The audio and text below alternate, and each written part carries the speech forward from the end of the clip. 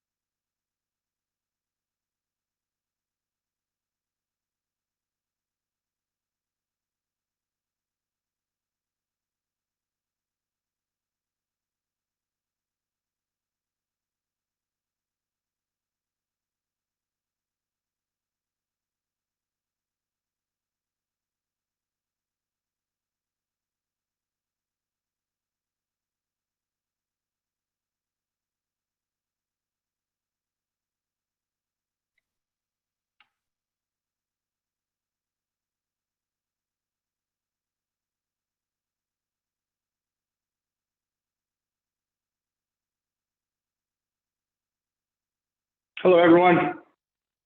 Can you hear me okay? Cool.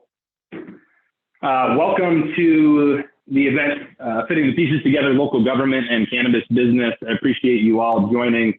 Looks like we've got about 70 participants and even more than that in terms of sign-ups. So very excited to do this first event. Hopefully it's the first of many. We as an industry association are here to help any way that we can facilitate a strong start to the industry here, and partnership with local government officials is critical. So we'll dive right in. We've got quite a bit to cover here. So let's just jump right into the agenda. So introductions, we've got, my name is Ned Horsted. I'm the Executive Director of the Cannabis Industry Association of South Dakota. We were founded in January of last year prior to legislative session. And since then, we've been very involved both at the state and local level on all things cannabis related. So joining me today is Melissa Mentley, Executive Director of New Approach South Dakota, and also the Director of Compliance for Native Nations Cannabis. Melissa was the individual that wrote I Am 26. We have Matthew Jorgensen, who's got, well, prior to being CEO of Cannabis Chem Lab, he was a former law enforcement officer, about 20 years in law enforcement across 3 different states, Washington, Colorado, and South Dakota. We've got Kitrick Jeffries, Director of Compliance for Dakota Cannabis Consulting, and one that I missed, Liz Tiger, who's a consultant for 605 Cannabis here in the state. Just stepping through the agenda, we're going to have Melissa talk a little bit about local control and what's in the law. Many of you know this, so we wanted to touch on it. It's clear that through talking to, we've got 66 counties and many more municipalities. So not everyone has had the time or energy or wants to really dig into the law and all that. So we'll touch on that real briefly. I will talk a little bit about a local perspective. Unfortunately, we had a mayor, former mayor of a municipality in Colorado that unfortunately couldn't join us today, but he was kind enough to share some quotes. So I'll kind of step through. And this is based on the questions that you all asked. We had some frequently asked questions. So I sent them his way and he got back to us with some of those. We'll have Matt talk about public health, safety, and security. Kit's going to talk a little bit about adult use. Tomorrow we might see a Supreme Court decision, any given Thursday, I say, we might see a Supreme Court decision. So we want to make sure that, should it be upheld, that folks are prepared for that. Then we'll have Liz Tiger talk a little bit about the application process. There's a little bit of a chicken and egg situation here that many of you have picked up on, and she's just going to kind of talk through what we've seen in some different municipalities and working with the Department of Health. So, and then after that, we'll just open it up to a Q&A. I want to be respectful of everyone's time, try to wrap this up in an hour. However, if there is availability for longer than that and questions are still going, we're happy to keep moving for a bit there. So with that, I will turn it over to Ms. Mentley, talk a little bit about local control. Melissa, you're up. Good afternoon, everyone. Thank you for joining us today. So we're going to talk a little bit about local control, which anybody that's going through the licensing process or has started or looked at doing it is noticing that these regulations from county to county, city to city change. And that was due to, in I'm 26, we put in local control. It was basically a limited amount of control that each town or county would have to ensure that they felt that they were really part of the process. And so we did put in some stipulations that we do allow them to limit the number of dispensaries that they do have, but they're not allowed to ban them. We have noticed that a lot of counties are making sure that they are taking out every other business license outside of testing and dispensaries. So it's looking like South Dakota is going to have a whole bunch of dispensaries and not any cultivation or production. One of the nice things is that the chicken and the egg does come into play in 3420G. So the department does have to solicit and consider input from the local government in preference for licenses. I think we're going to start seeing this in a couple different areas due to the number of licenses being greater than the ones available. And so when we go to the state side, there's going to be some conflict there. So as I Am 26 does start to develop and play out, it's going to be very, very interesting. So local government does get to put in place ordinances governing medical marijuana establishments. And so they can't be in conflict with the bill, which is really important. The voters did bring IM 26 to success in the state. And so we want to really respect what was done there. And so I'm going to switch the slide, guys. Apparently I was messing them up and switching it on them without telling them. So local government, the prohibition of dispensaries is not permitted. They are limiting them though. We have 5 coming out in Sioux Falls tomorrow. There's 5 up for grabs in Mitchell right now. It's interesting. The fees for those range, like it shows Lake Indies is $500, where we have Meade County, which is $125,000. Sioux Falls did break it up into an application fee and a licensing fee, but still, just to apply, that was $75,000. So the reasonable fee, I think is an interesting way that it's interesting to see how people consider what a reasonable fee is, because a reasonable fee for the cannabis industry on the medical side is in that 5,000 range, 125,000, not so much.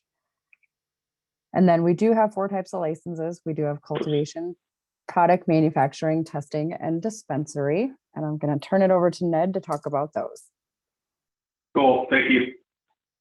Thanks, Melissa. Yeah, so just another real high level thing for those aware and those that are not. There are 4 licensing types under IM 26 3420G. That's cultivation, which means the agricultural piece of it, actually growing the plant. This happens under state rule. It can happen in greenhouses. It can happen in closed, warehouse style buildings with grow lights. It can even happen with heavy security, 6-foot tall fences in an outdoor area, should people want to have that flexibility to do it. Product manufacturing, I'll get into this a little bit, but a lot of times people are just thinking about hazardous chemicals, the extraction process of the cannabis plant. That license type can actually use a little bit differently, so I'll get into that in the next slide here.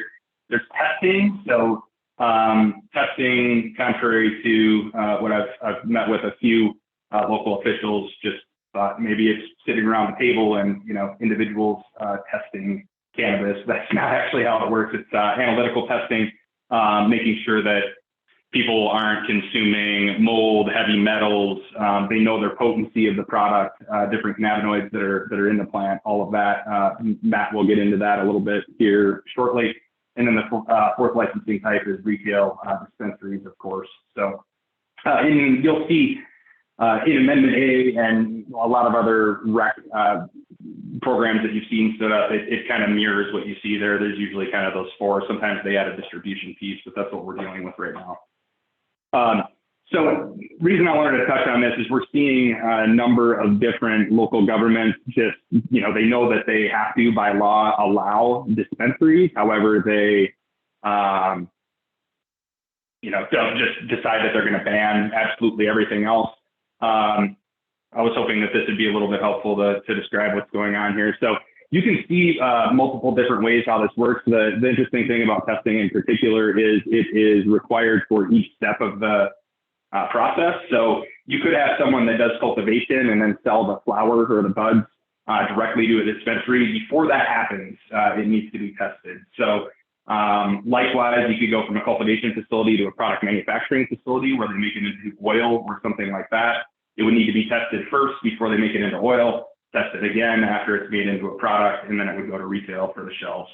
And then kind of what I was alluding to earlier on product manufacturing, and why you maybe do not want to ban it for entrepreneurs in your area, or at least something to consider. You can go from cultivation, it would get tested. Then it goes to an extraction lab, and that I should have put on the slide, but it breaks down further. So extraction can happen a couple of different ways. There is extraction using volatile chemicals or hazardous chemicals, and then there is extraction, or there are extraction methods that are more like, think about it like squeezing an orange. You want citric acid or orange juice, whatever. You can get it 2 different ways. You can squeeze an orange, or I'm sure you could drop it in chemicals and send it through a process and probably extract more of it that way, but it'd be a little bit more dangerous. So there are ways to do this that aren't really all that dangerous. And then that would require a product manufacturing license. Product development also requires that. So what you could have is a business that just extracts the cannabis oil. And then you would have another business, maybe, I remember not long after the election, I had a few folks from Sioux Falls reach out to me saying, I'm really interested in getting in and making cupcakes or brownies or gummies, some sort of edible. They could actually do that, much like you see, there's like a place called Intoxibate here in Sioux Falls, where you're just taking the oil, so you're buying that from a product manufacturer licensed facility, and you have a product manufacturing license, and you're just combining that ingredient with, the ingredients to make brownies or whatever. So both of those would fall under product manufacturing, and it's tested again after you make the product, and then it moves on to retail. So hopefully that all makes sense. Now, a little bit from Chris Teagarden. Chris was the former mayor of Edgewater, Colorado. For reference, it's a municipality in the Denver metro, about 5,000 population. So, you might be able to draw a parallel to some of the suburbs around Sioux Falls or Rapid City. But a lot of the questions that came in our sign-up form were similar. So I passed the most frequent ones along to Chris, and he got me some responses. So we'll dive right in. I asked, what was the biggest impact from legalization? Chris said the obvious impact was the tax revenue, as our city of Edgewater, Colorado was able to speed up the process of updating an entire infrastructure overhaul. We did not roll adult use cannabis taxes into the general fund, instead using the revenue for fixed assets. We basically paved our entire streets along with curb cuts from 1 year of taxes. After the infrastructure was complete, we utilized the taxes to fund a brand new civic center, complete with a gym and fitness center, city hall, police station, and district library. Those upgrades were sorely needed as existing city properties were then able to be sold to the private sector. Edgewater collects no money from property taxes, and the entire budget is from sales tax. So the planning and execution, with the help of cannabis taxes, position the city for future success. Probably our most frequent question was, or concern was, I'm concerned about the increase of crime.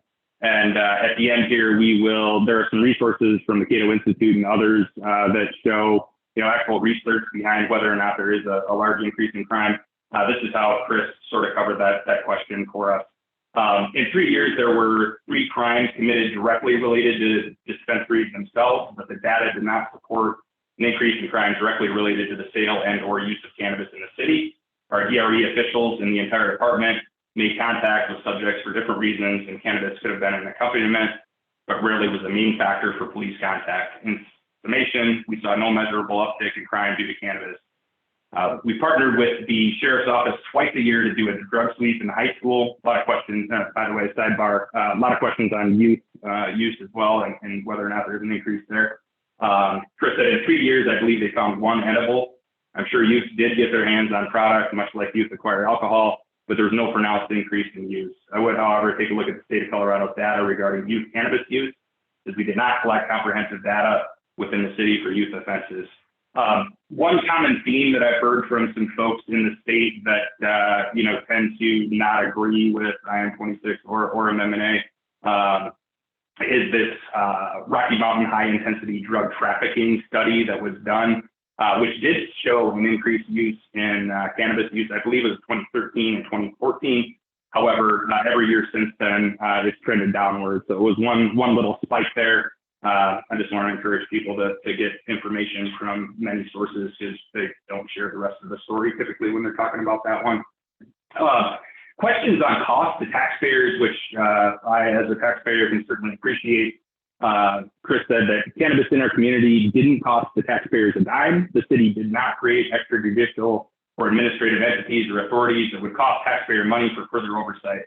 I suppose the chief of police and myself taking time to visit facilities from time to time, and the few crimes directly related to cannabis were the only taxpayer burdens. Law enforcement were supportive of the experiment, and as I said before, most contacts were not due to cannabis being the main factor. And then just a few additional thoughts. Chris said that the success of cannabis in the community far outpaced any negative scenarios the city planned for in the event such negative occurrences did arise. It never happened. He said, I would not put a cap on licenses and just let zoning do the work. You can do this through setbacks. So if you have a certain amount of feet between establishments, we've seen many municipalities do that. Back to the quote, we were a bit hesitant to oversaturate the market for such a small city. And it was, after all, a new experiment. We used the basic framework for medical regulations that allowed all, so I didn't share, Chris was the mayor as like adult use legalization was happening in Colorado. I believe the first one to pass an ordinance regarding recreational marijuana. So this is after it passed and they're in the implementation period. I believe that was like 2015 to 2017 timeframe. Anyway, they used the basic framework and allowed all existing medical establishments to apply for recreational within the city. State regulations really dictated what those businesses had to do to convert or add a recreational license. We basically treated the cannabis industry like any other legal business and did not impose extra red tape. In the end, I always encourage an inverted taxation structure for the industry. I believe that state overtaxes and should regulate most of the taxation to cover administrative and enforcement measures.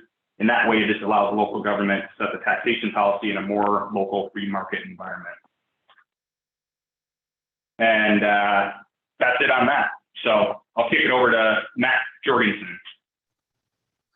Well, I've got a really easy job. Ned did most of it for me, so that was awesome, explaining away testing and some of that kind of concerns. But the reason I was brought into this conversation was as a forensic scientist, which is what I did for almost 20 years, I analyzed a significant amount of marijuana in Washington and Colorado and here in South Dakota. You know, of the 4,000 cases that I did and 9,000 items that I did of forensic science work, a pretty good chunk of it was marijuana. And to think of not wasting that kind of time on something like marijuana and being able to apply my my talent, my resources, and law enforcement talent and law enforcement resources for that way, or for that matter, to more violent crimes, to more appropriate resources, that appeals to me in a great way. And I'm hoping that as government officials, it appeals to you as well. We were talking about crime rates from a public safety, public health standpoint. You know, that Cato study that we said, yes, there were a couple of spikes, but overall, there has not been any increase in crime rate, no more so than it was prior to legalization of marijuana. And it's kind of one of the takeaways that I want you to really appreciate from that Cato study is things like crime rate, things like the rate of increase in use. Those percentages, those rates were on an uptick before legalization was ever even contemplated, and they're on the same uptick that they were prior to. So none of this stuff is going to be blamed on the legalization of marijuana. Underground versus legitimate. That's one of the other things that I really want to try to really emphasize is one of the things that the Cato study did show was that there is a significant takeaway, a divergence from the underground market. Having legitimate retail is definitely hurting the pocketbook of those that would do it for nefarious reasons. And you know, at the end, that's what we want. We want the cartels out of this business. We want the unsavory actors out of this business. We want it legitimate. This is a very good thing. To speak also on that matter, you know, from safety of the industry standpoint, underground versus legitimate products. You know, as one of the things that I did as a forensic scientist, we were working on you know, both the Chinese mafias as well as some of the cartels bringing in synthetics. Synthetic cannabinoids were sprayed on things like catnip and sold as K2 or spice back in the early 2010s. And that is something that really is impactful, that we get those underground and those black market types of things out of there, that we have legitimate products that are tested. Ned brought up the certificates of analysis, those testing, those should have teeth. If there's going to be any takeaway from local governments as well as state, I'd like to pause and just say that the Department of Health did a very good job of going over what they're looking for, what they want to not have in products, things like pesticides and the different mycotoxins and heavy metals. Those are things that they did contemplate. They do want not in the market. So we have the capability of testing for those things. And I encourage all of the local municipalities to really focus on that testing end of things. If you want a legitimate industry, having things tested, having things above board is a huge part of that. And to that end, growers and manufacturers alike are pushing for it. They want to be legitimate. They want to have that certificate of analysis be a valid shield as well as a sword, saying, look, our stuff is legitimate, our product is safe. This is something that the industry is really pushing for. And I highly encourage the local governments to do the same thing, to get on board and really push for that certificate of analysis to be a valid thing. Lastly, I kind of wanted to just touch on security. There were some big concerns. Again, dive into the Department of Health's rules.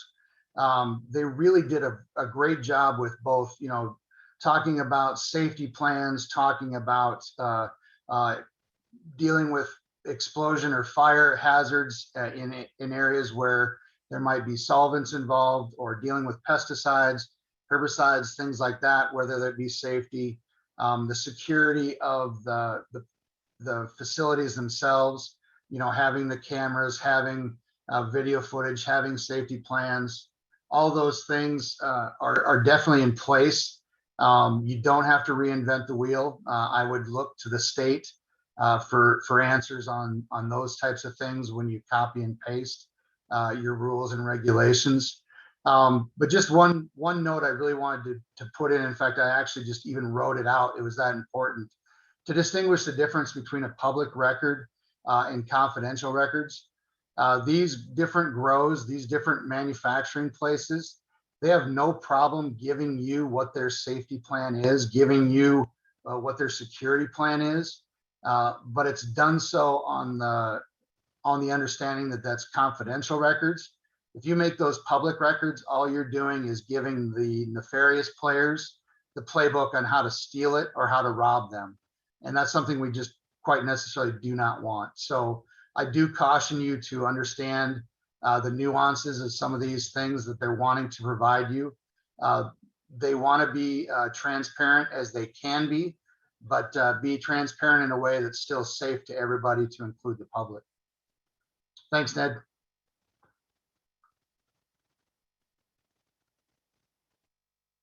All right, thanks, Matt. We'll kick it over to Kittrick. Kit, I'm controlling the slides, so just tell me next, and I'll flip them with you. Why do I always have to go right after a bunch of good speakers?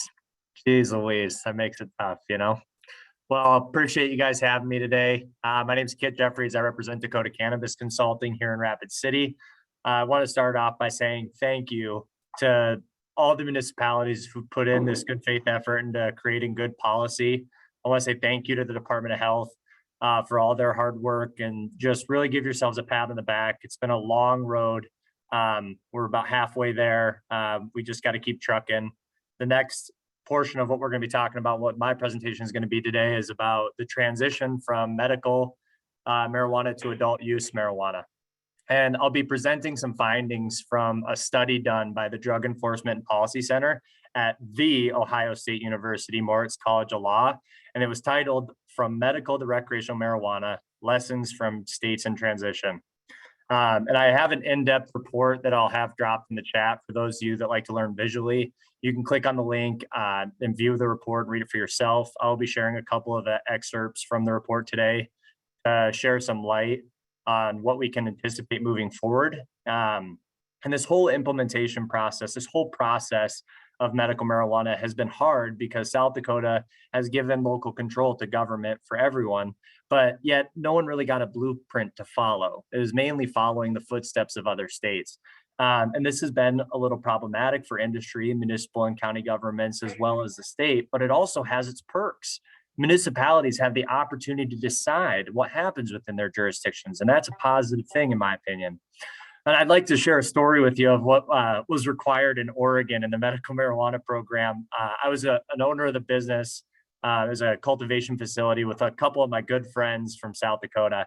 We partnered up and moved out to Oregon to get this medical marijuana cultivation facility going. And although the municipal regulation was very minimal, the state required a 2-inch thick metal door on all indoor cultivation facilities. No fence was required within the early draft of the rules. However, we were cultivating in a 20 by 96 foot polyplastic greenhouse, yet we were required to have had to have a 2-inch thick metal door. Now, it would have taken a couple hours to pick that lock on that metal door, but anyone with a butter knife could have cut through the plastic on the greenhouse. And that was because Oregon didn't have the opportunity to learn from other states as they were establishing their programs, as much of you guys have had the opportunity to learn from other states.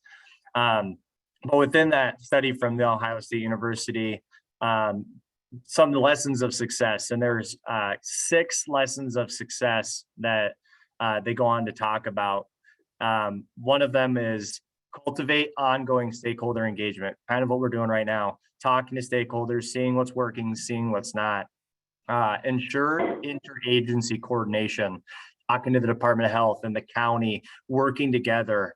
Align adult use regulations with medical marijuana programs and applicable federal rules. And a little bit about that, today, all states that have legalized adult use marijuana have done so after already having a medical marijuana program in place. And according to several interviewees within the study, creating a medical marijuana program with an eye toward eventual adult use legalization or existing regulations for medical marijuana and using those medical marijuana regulations as a template for the adult use program can make the future transition easier to manage. So when you guys are writing these ordinances, definitely keep that in mind. Always plan for more than you think you need. Provide support to local governments. And part of the thing that they talked about was the last one, the 6th one, was start strict and loosen up later. And when they talked about that, what they meant by that was in regards to regulations surrounding edibles and testing and things like that, not necessarily capping licenses and then like the hours of the day that they can be operational. Because when you start out with a cap, like you did with liquor licenses, that stakeholder will put in time, effort, and energy into starting the business. And when you come back in and arbitrarily issue more licenses, it takes away from that hard work that established the value of that license. There were also several challenges that the interviewees had while going through this, which was social equity and revenue allocation, illicit market and organized crime, as Matt had touched about earlier, overconsumption, and managing home grow. Now, I believe that the municipalities have an opportunity to talk to their legislatures about that revenue allocation portion within some of the challenges and how those municipalities and counties can benefit from the taxes that come from the cannabis industry. And with the and same with home grow, I think the legislators are going to make those decisions regarding home grow. It's been talked about a lot during the recreational and medical summer studies. But with overconsumption, the study had found that there was no nationwide data on medical marijuana users, but studies in individual states indicated that the average age is over 40, as people are more likely to suffer from a qualifying condition from medical, or that would need medical marijuana. And so where they have it with states with medical and recreational, typically they have more opportunity to purchase larger quantities. Say like Oregon, I think it was 1.5 pounds was what you were able to purchase within your window. In South Dakota, that's 3 ounces. So it's a drastic change. And we learned from that and change that so that they have an opportunity to purchase 3 ounces of flower within that time period. And as we kind of go through, there was also some decision points when deciding what policy. There are pros and cons to each side, but I definitely encourage everybody to go read through that study that was done by the Ohio State University. But some of the things that they talked about was passing reform through the ballot initiative versus the legislature, centralization of regulatory powers. We're kind of going through that now, and how Amendment A had the Department of Revenue spearhead the recreational program and the Department of Health spearhead the medical program. Another piece was allowing vertical integration, imposing limits on the number of licenses, preferential treatment to establish medical licensees, and residency requirements for licensees as well. So a couple points on those decision points I just wanted to talk about. So they have pros and cons. I'm going to read you the pros and the cons for imposing limits on the number of licenses. A pro for caps would be the ability to charge higher licensing fees to support effective regulatory structure. Generally, only well-capitalized businesses can enter the market due to high fees. I'm gonna read that one again. Generally, only well-capitalized businesses can enter the market due to high licensing fees. I'm a blue-collar person myself. I think if a blue-collar person can come in and meet all of the requirements of the bureaucracy that's set forward within the cannabis industry, they deserve every right as a corporate cannabis conglomerate to come in and at least have an attempt at growing cannabis or having a retail operation. Some of the other pros that they had said in this was the ability to regulate the supply of product, and then allows the preferential treatment of certain classes of applicants. Now, the cons, which is imposing the limits on the number of licenses, would be limits how many entities can enter the industry. And it gives advantages to those well-capitalized individuals or businesses, and it limits the diversity in the industry. By restricting supply, it creates potential for higher prices to consumers. Higher prices at the store means that they're probably going to go to the Kmart parking lot to go purchase their black market marijuana. It necessitates creation of government selection process, which can create controversy.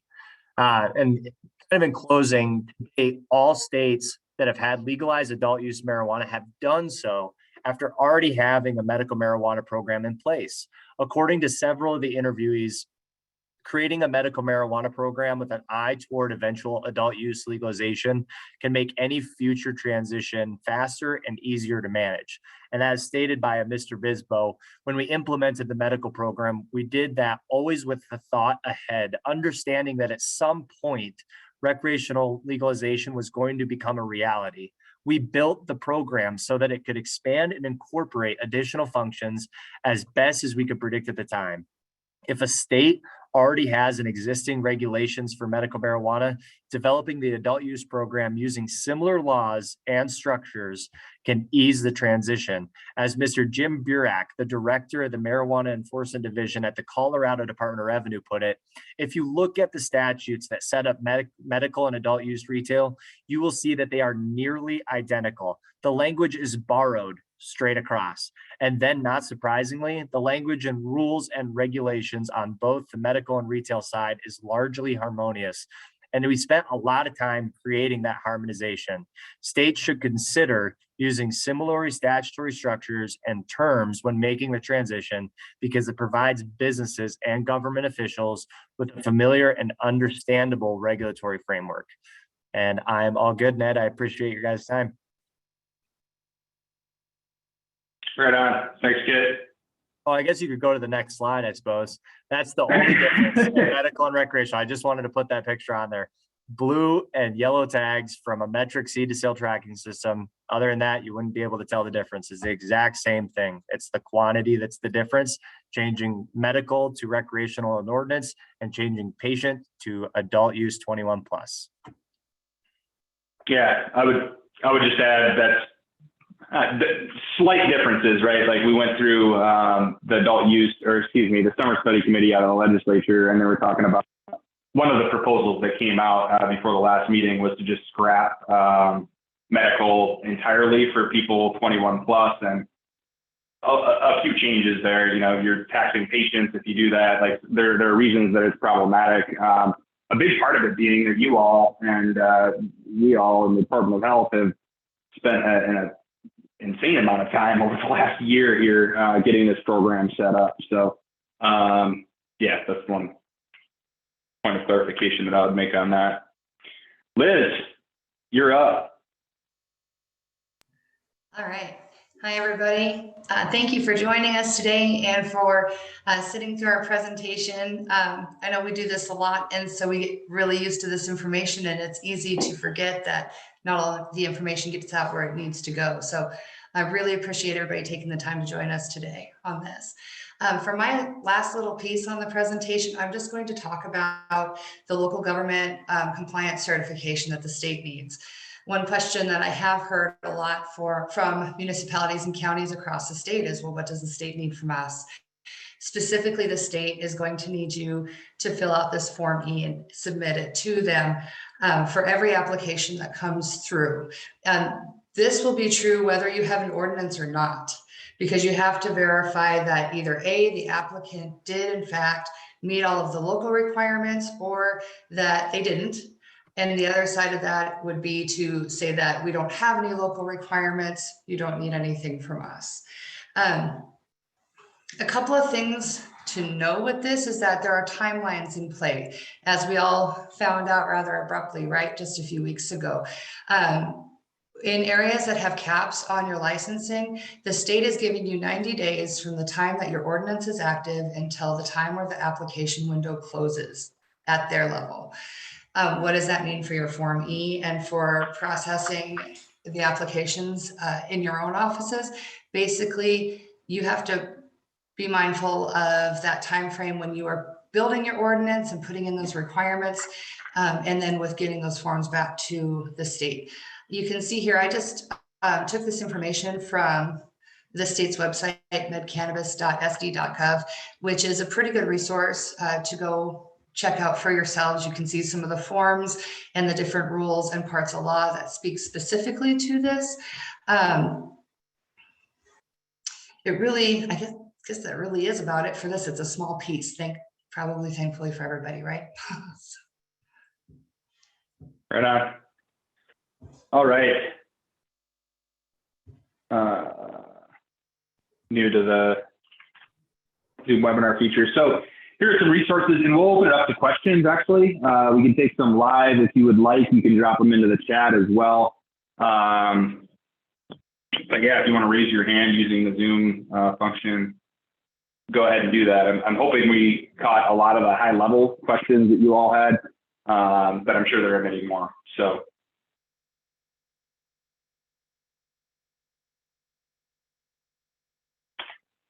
let's see, I might need to stop sharing the screen here.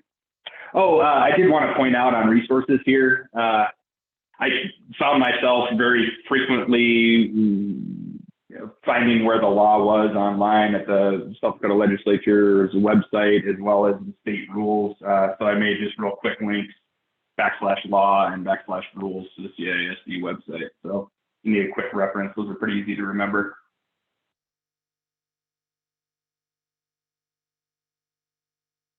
Pamela asks, Form E is for medical or recreational marijuana?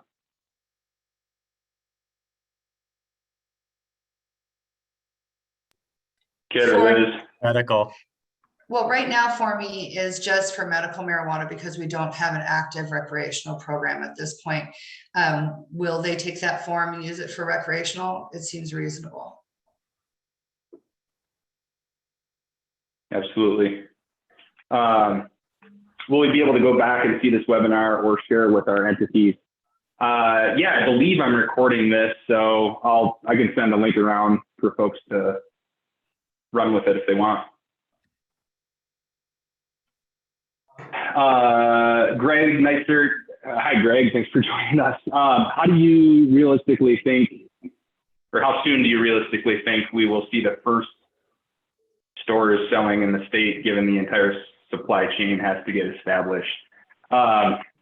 Yeah, I think reasonable minds can come up with a couple different answers here. I would say, and Kit might know better because he's been in other states to see this happen, maybe June-ish. What do you think?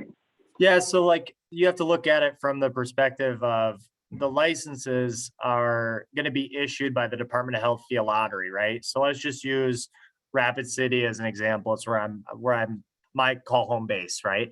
And so Rapid City application window closes December 31st, and the department will issue a lottery some point in the near future after that. Let's just say it's February 1st to make it easy. Well, if a stakeholder isn't already building out their cultivation facilities, because we're talking seed to sale, then if that stakeholder gets that license on February 1st with no build out, they have to take about 90 to 120 days to build out that facility, right? Then it takes about another 130 days to grow that plant from seed to get ready for sale. So realistically, you're midsummer until we would see that. Now, if they have it already ready to go and that facility's built, done, ready to rock, February 1, they get plants in the ground. It'd be 130 days after that, and you'd have a dispensary ready to go. There you have it. A lot of questions. If you can use the Q&A part of Zoom, it might just keep things a little bit cleaner, and I can go through them. But I'll step through what we've got in the chat here, and appreciate the involvement that we have. Let's see. Yes, several questions on whether or not we can share the slideshow or a link to replay. We'll do that. Is Form E available on the Department of Health website? I haven't checked lately. Liz? It is. Yes. Cool. Do you think we will see anything from courts this week? Amber, thank you for the question. I get asked this probably every day, and I say we'll have, Recreational will, adult use cannabis will come to South Dakota sometime between this Thursday and 3 years from now. Like, we really don't know when the court will make its decision, and I say that half jokingly, but there are basically three paths here.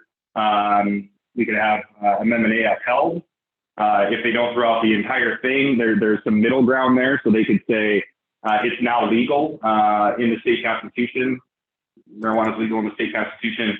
However, it was a step too far to have a 15% tax and say that it's the Department of Revenue that governs it and all of that. So there's maybe some middle ground. Anyway, may see one soon. We have no way to know. I think there are about 5 South Dakotans that know for sure when that might happen, and they all happen to be Supreme Court justices. So the other two paths here are legislatively, and some of the local officials might love this. I mean, I'm talking to some of the folks in the legislature about an adult use bill that would send back some tax dollars directly to local governments, and I think that'd be a popular deal.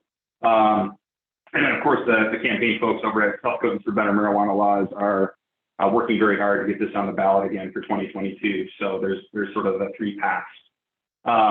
Sean asks, is there a link for state ordinances regarding medical cannabis, or is it the only thing that's up the South Dakota codified laws? Stephen, Yes, answer that I think I know what you're asking. So go to and I'll just give you the short link here. I think I'm still screen sharing it. Take a read through rules. I think that's what you mean. It's South Dakota Administrative Rules 4490 that govern medical cannabis. And you can get there real quick through CISD.com/rules. And if I didn't answer your question, feel free to drop something else in.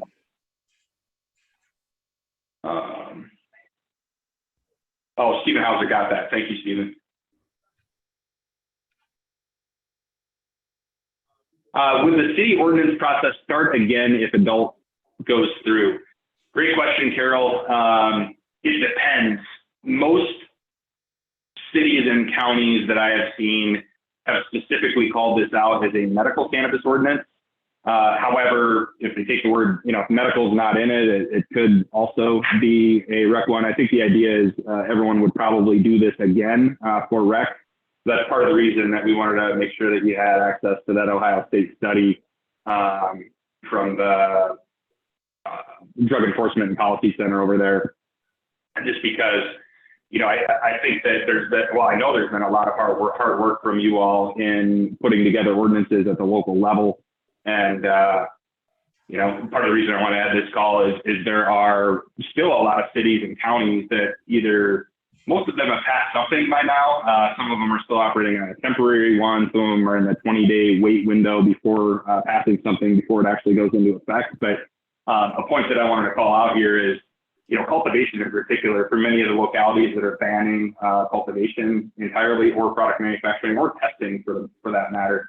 I think cultivation in particular, it's a significant capital investment. So you're looking at probably $2 million minimum for some of these large grow facilities, and they're not moving once they're up. So, if you're interested in the tax revenue and some of the things that come along to it, I believe that the medical facilities will probably ultimately turn into, like Kit showed, the blue tag and the red tag, whether it's rec or med. So hopefully that helps.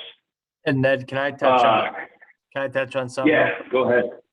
So with the cultivation, I do want to express this for anybody that's going through medical and recreational. And I like to think that I think always outside of the box in the 5-10 year plan, right?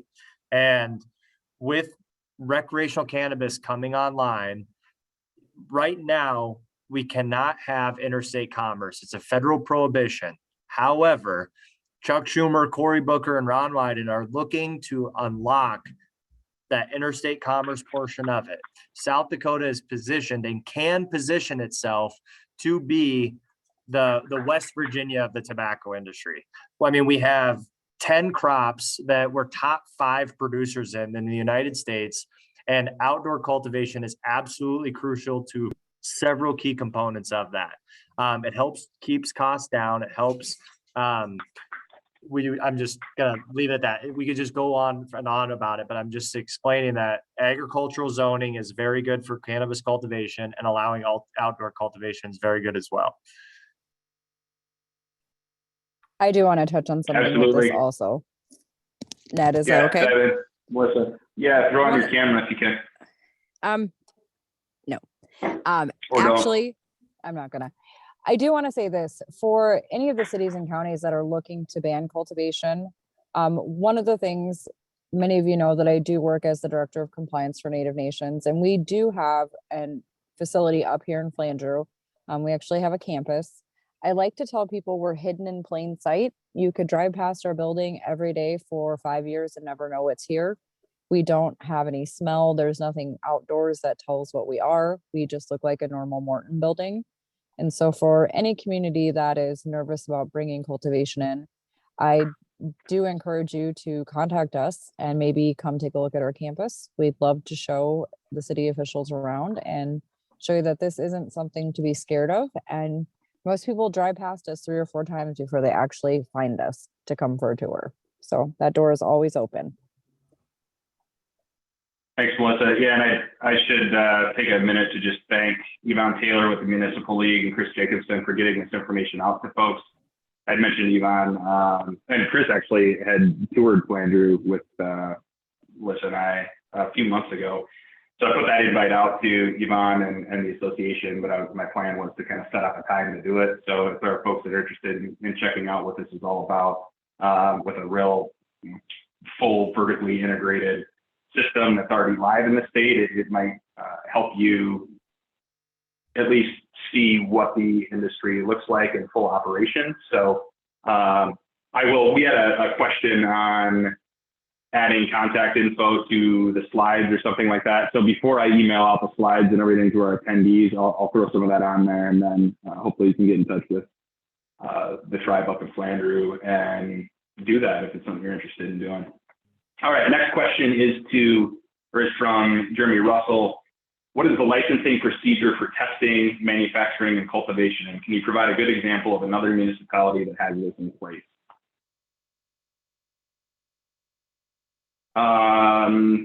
Yeah, Kit, go ahead. So the licensing procedure, it really depended on where you're at, Jeremy. So everybody's different all across the state. I like to think of South Dakota, and the way it's structured with local control is that Sioux Falls might have pulled direction from North Dakota. Lincoln County might have pulled direction from Oklahoma with a little bit more expensive license fees. Rapid City took more of like a Colorado approach. Pennington County was like Adams County, Colorado. Everyone's got different structures and different pieces that they pulled into their own ordinances to make it work with what they thought fit best. So it really depends on what jurisdiction you're in as far as the city goes or county goes. As far as the state goes, I'm a cannabis nerd, and I counted 827 different requirements that blanket all different license types. And so within those, there may be 100 of them that don't really necessarily coordinate to cultivation. There may be 100 of them that don't necessarily coordinate to testing. So it's a very broad question, but for the most part, the best advice is to study whatever city or municipality you're in and study what the state has. I mean, that's basically it. Yeah. Cool.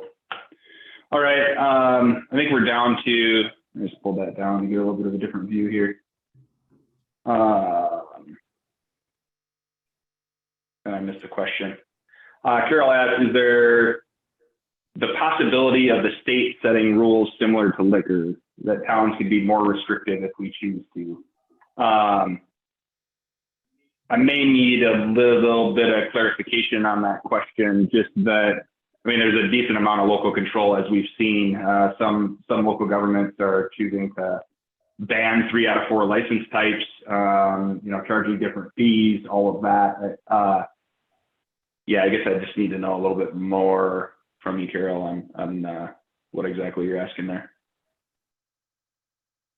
And I think that's about all we have for questions. So, I mean, keep them coming if you want. We've got another 8+ minutes if there are other questions. I guess one thing that I want to do before we wrap this up, let me throw a poll up. I just wanted to see if this was helpful. And I guess the way that I put that was, should we do another event like this? It's something that we could do on a more regular basis if there are questions that folks have. We want to be helpful. It's hard to be everywhere all the time with 66 counties and everything else. So very much grateful for all of you for joining this call. And, we're hopeful that we can continue to do these sorts of things. We're here to be a resource for you. We're not just a bunch of cannabis advocates. We really do want good policy. I think even in some of the ordinances that have been super restrictive that I publicly haven't been a fan of, we ultimately want the same things. The folks that are writing those want to keep this away from kids. They want to protect against the black market. They don't want cartel involvement, like all of this stuff. We very much want the same thing. I think we have a little bit different perspectives on how to get there, but we're grateful to be having this conversation, and better late than never as we're just starting to roll out licensing. Sioux Falls has got their lottery tomorrow. I know that Rapids is, I think, end of the year. Is that right, Kit? Yeah, and many places in between and north and south of there that are moving right along. Yankton did theirs a long time ago, so here we go. Right, dovetail off you. Yeah. Well, cool. Results of the poll. I'm going to close it down in, let's call it 10 seconds. So get your votes in if you want. Should we do another event like this? Yes or no? 5 seconds.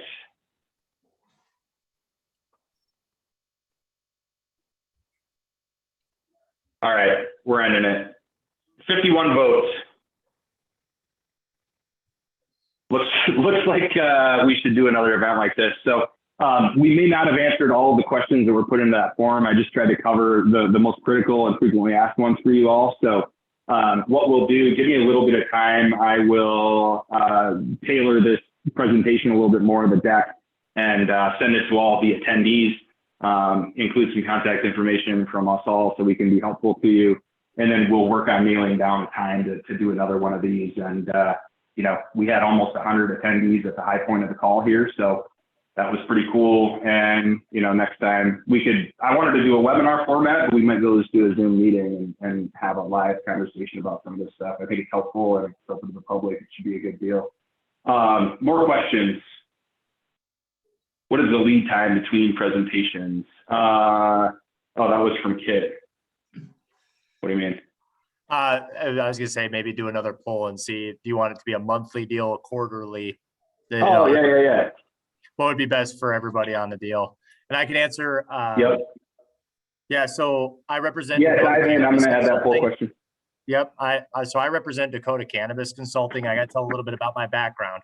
I see Pauline's note, so I got to say a little bit of something. So when we went and started Dakota Cannabis Consulting, we wanted to come back in, and I wanted to have an opportunity to move back to South Dakota and educate everybody on what cannabis policy was and what my experiences have been in the 8 states that I've been a part of. When the licensing process had been started, you know, it had been an inkling that we wanted to get our own license and do that sort of thing. But really what we would hope for was more of an Oklahoma approach. And Oklahoma has a true free market system where everybody has the opportunity to get a license. It's $2,500. And yes, there is saturation, but within that, there's 8% market fall off in the state. That would allow me to help as many people as I possibly could, broad brush strokes, and help them get licensed, help them get a business started, and hopefully make it work for them in the way that they chose to want to do that.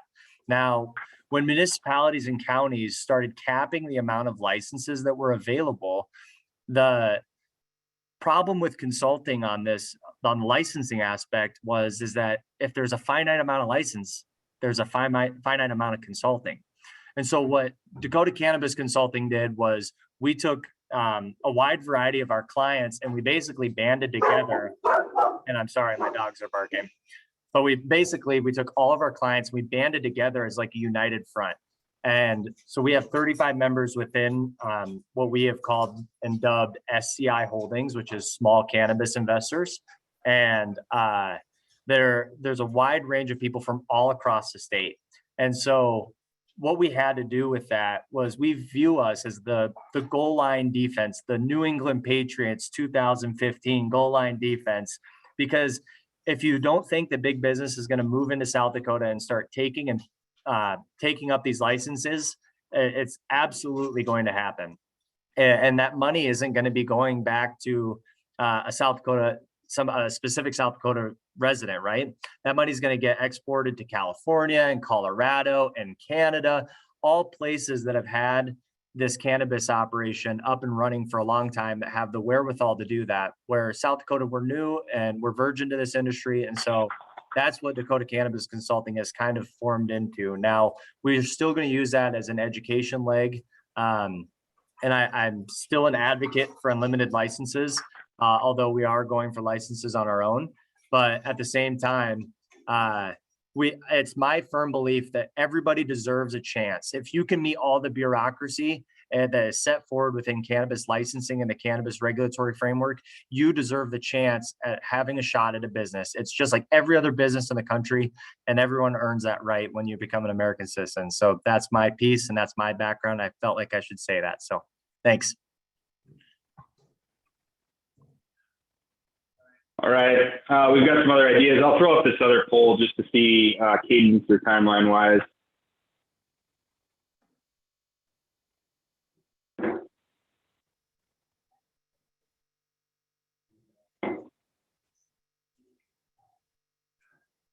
Cool. Looks like votes are coming in. While the votes are coming in, Pauline, it looks like you kind of wanted to know about what everybody was doing. I just mentioned that my background with this, I actually started working with Melissa, a New Approach South Dakota, during the first petitioning cycle. I'm a qualifying patient. I am a consultant for 605 Cannabis, but I also sit on the Medical Cannabis Oversight Committee along with Melissa as a patient. So involved on several different levels of this. And for me, the focus has always been making sure that patients have safe access to therapeutics that they need. Yeah. And I also the co-founder of 605 Cannabis, and I've had a number of folks reach out to me, probably not surprisingly, about getting into the business and talking about partnerships and that sort of thing. So we probably will be getting into the business at some point, although my main role here is just to run the association and ideally get the industry up and running and launched. So that's it. Let's see. More meetings earlier because the learning curve for local officials is very steep. All right, I agree with that. I'm going to shut down this poll and share the results, and then 3 o'clock, I can let everyone go. So monthly was the response on that. I will get together with our team and see what we can do to schedule one. December is always really kind of a challenge to schedule stuff. But depending on where things are there, we could probably get one nailed out before the holidays. It's going to be helpful to you all. So yeah, I'll send an email to all of the attendees, and really, again, can't thank you enough. I want to thank Yvonne again. I want to thank Chris again. I want to thank each and every one of you for joining this. And really, the people of South Dakota are great. And, you know, I was born and raised here. Nothing's really changed, but as we've gone throughout this process, it's just been a lot of fun to make the calls and talk to some of these cities and counties throughout the state as they work to implement this new law. So with that, I think I can let everyone go. Matt, did you have anything? You raised your hand. Anyone have anything else? Yeah, I just wanted to really quick talk to Betty's last comment about there being some confusion. Yeah, and as the 5 of us know, this is kind of why we pushed this kind of a meeting style or an availability style. Know from any of you guys, know that we are available to answer questions. We would love to prevent confusion. It's not, I'm not picking on them, but the most recent example of that I have would be Harrisburg having the misunderstanding that testing facilities were part of manufacturing labs. Testing laboratories have absolutely nothing to do with manufacturing labs. We are independent actually from all 3 of the rest of the legs of the stool. We're kind of the, for lack of a better term, we're kind of the enforcement arm of the industry. We're the ones that are giving out the COAs. The rest of them both hate us and love us at the same time. So they'll add their comments, I'm sure, to that. But yeah, Betty, we definitely want to prevent as much confusion as we can. So we are definitely available, make ourselves available for that. And I just wanted to add one last thing too, that in the chat, I did drop our email address, comms@ciasd.com. Please feel free to utilize that. Send us any questions. If you need to get in touch with the association, that's a good way of doing it. Look forward to working with you all, continuing to work with you all, and on to the next one. So thank you all for joining us. Have a good evening, and we'll talk to you next month. Thank you.